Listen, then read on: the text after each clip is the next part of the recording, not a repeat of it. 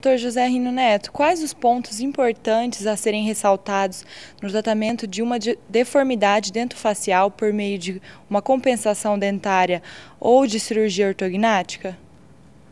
Bom, o primeiro aspecto que a gente considera antes de optar pela terapêutica por compensação dentária ou por cirurgia ortognática é realizar um diagnóstico que realmente defina que o componente causador dessa deformidade é um componente esquelético.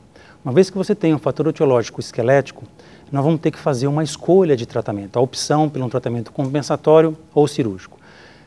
Dentre os principais aspectos que nós temos que ressaltar, o primeiro deles é a queixa do paciente, especialmente em relação a uma possível modificação na sua estética facial, né? Alguns tratamentos compensatórios não promovem, além de não promover esse benefício estético, eventualmente até podem pecar, né? Ou como eu poderia dizer para vocês, prejudicar algumas características faciais desse paciente. Então, se a queixa é um ganho estético, isso já é um ponto que direciona o profissional a fazer um tratamento ortodôntico cirúrgico.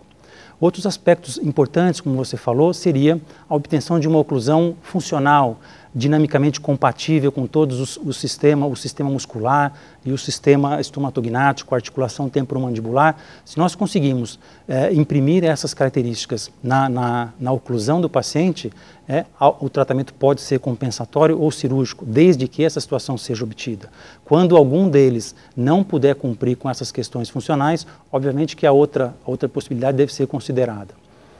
Outro aspecto fundamental é a longevidade dos tecidos, né, dos dentes e do periodonto do paciente.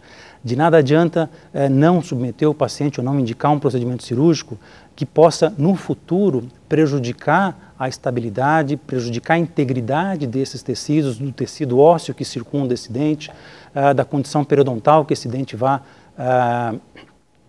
receber ao longo da sua vida. Então, essa condição de longevidade, esse é um aspecto realmente que o profissional tem que pensar muito bem, né, no que tange ao resultado final do paciente.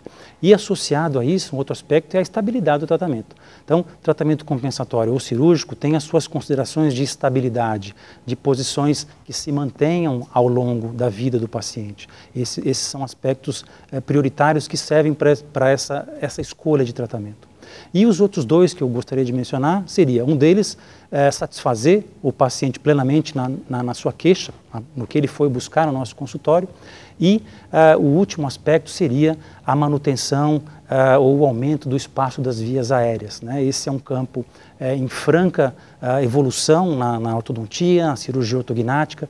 Esses pacientes com deformidades dentofaciais têm doenças obstrutivas do sono e muitas vezes nós, se não adequarmos ou escolhermos o tratamento correto para esse paciente com a deformidade, nós poderíamos não só não manter as condições que ele tem, mas eventualmente até prejudicar essas condições de sono e de padrão respiratório do paciente. Então, hoje a gente vive um momento na ortodontia, no tratamento das deformidades dentofaciais, que nós temos escolhas para serem feitas. E isso, por um lado, é bom, é produtivo, só que essas escolhas têm que ser norteadas, né, balizadas por critérios específicos, e quando a gente atender todos esses critérios que eu mencionei, seguramente a gente vai fazer a melhor opção para o tratamento dessas deformidades. Obrigada, doutor.